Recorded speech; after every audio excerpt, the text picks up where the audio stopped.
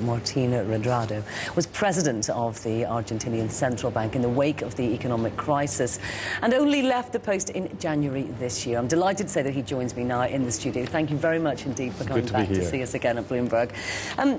You've obviously been watching the events very closely in Europe.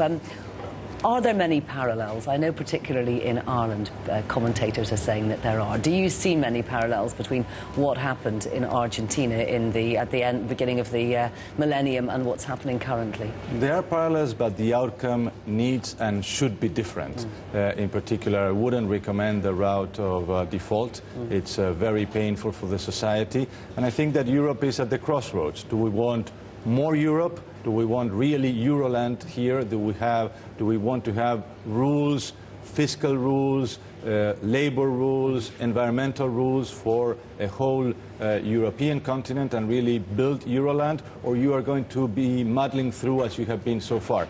If you continue to muddle through, maybe you have an accident on the way.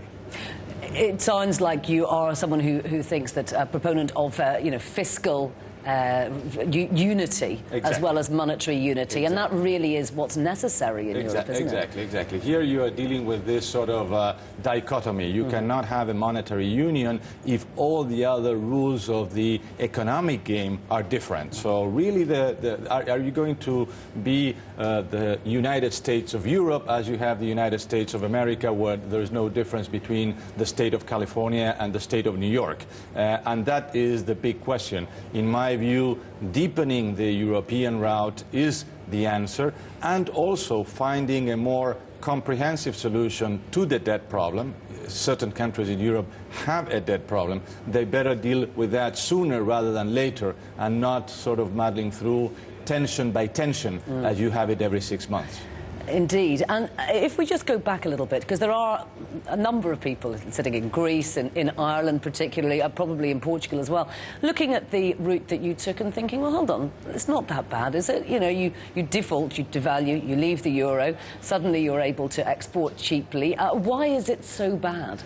Because the pain that you inflict on the society, the wealth that is left, the people that go into the poverty that cannot afford to buy the main food products. You had more than a quarter of Argentinian people go below the poverty line after the devaluation and the crisis. So the issue is, can we basically put the policies right in the case of European countries? Clearly the issue of the debt and reprofiling the debt, lowering the interest rate on the debt that Greece, Portugal, Spain is paying is critical, and there are some ideas like the e-bond that could be raised, not in the ways that has been raised this week, but those kind of solutions are the ones that I would advocate for. So the austerity budgets that we're seeing are not as bad, although they might feel pretty bad right now, but they're not as bad as the alternative, which would be default. Well, the issue is how much austerity, and I like the British approach that is really more backloaded. You know, you have a 5-year plan, so you have a route. Markets are more confident about that.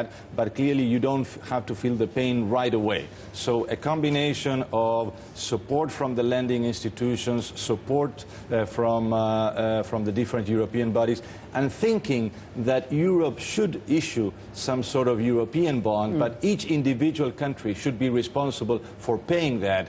Lowering the interest rate that these countries are paying is critical in order to find a viable solution. Right.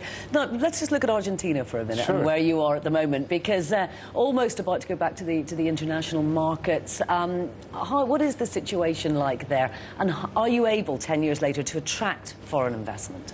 Well, there are some gestures that have been made. For example, in the case that we have an IMF mission looking at our statistics, I think that the gestures need to be followed by deeds. And the key worry in Argentina is that you have growth, but you have inflation. Yes. And you have a very increasing inflation, especially after I left the central bank. As you know, the government has taken over the central bank in order to finance its public sector expenditures. And as you know... So you don't have that independence anymore, right? Well, independence and inflation. The problem is for the people of Argentina is that you have doubling inflation this year, and therefore the key question moving forward is if Argentina will have the rational policies countries that Brazil, Peru, Colombia, Chile, Uruguay will follow. We are in a very good neighborhood, Andrea, and I think that this could be the decade of Latin America, and I hope also of Argentina. Great, I hope so too. Martin Redrado, thank you very much indeed for joining us today. My pleasure, Andrea.